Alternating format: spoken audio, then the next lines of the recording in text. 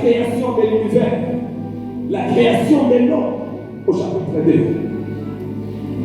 Dans Genèse chapitre 3, la dégénération commence avec la chute de l'homme. Par la désobéissance de l'homme avait perdu son pouvoir, son autorité. Dans Genèse chapitre 3, la dégénération, c'est-à-dire la chute, commence avec l'homme.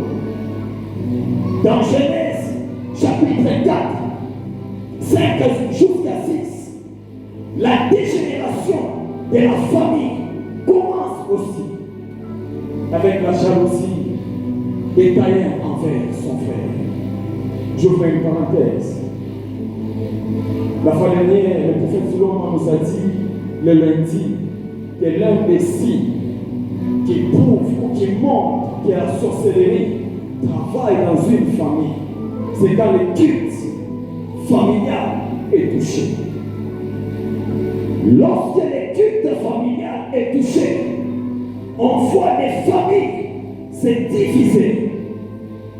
Lorsque le culte familial est touché, la sorcellerie prend de la place. Vous allez voir dans cette famille, à cause de la jalousie de Caïn envers son frère, la chute de la famille commence.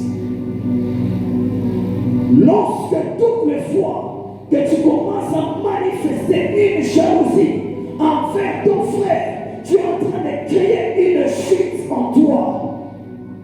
Tu es en train de créer une chute autour de toi.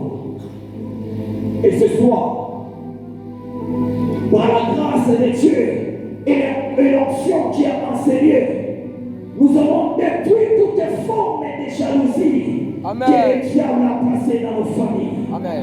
Nous avons détruit tout esprit de jalousie qui accompagne nos vies. Nous avons détruit tout esprit de jalousie qui se manifeste dans nos cœurs. À cause d'une jalousie, il y avait la chute de la famille.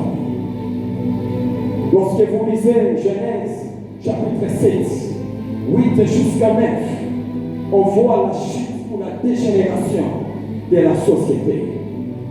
Avec l'histoire de Noé et le déluge, on voit la chute de la société. Dans Genèse chapitre 10 jusqu'à Genèse 11, on voit la dégénération des nations avec la tour de Babel. Il y avait la chute de l'homme. Il y avait la chute de la famille. Il y avait la chute de la société. Il y avait la chute des nations. La chute de l'homme a entraîné la chute de la famille. La chute de la famille a entraîné la chute de la société. Et la chute de la société a entraîné la chute des nations. Mais lorsque nous lisons Genèse chapitre 12, les plans rédemptionnels commencent avec une famille. Les plans de délivrance commencent avec une famille. Les plans du salut commencent avec une famille. Dieu s'est choisi une famille.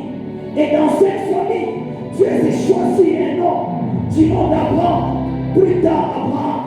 Je suis en train de déclarer dans la vie d'une personne que tu es cette personne par qui Dieu passera pour bénir la famille que tu es.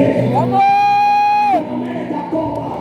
Je suis en train de bénir la vie d'une personne ce soir.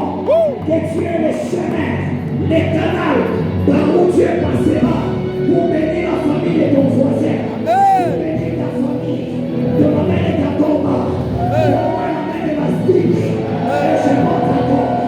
Pendant que tu viens de m'envoyer la main, je vois ton nom être soulevé.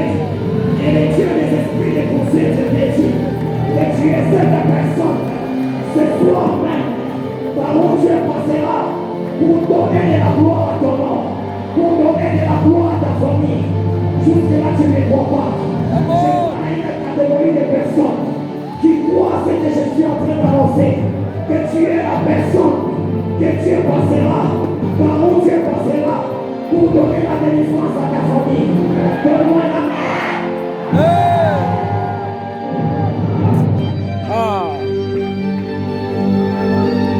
La théologie. Maman, je t'avais dit. Est-ce que je peux avancer encore?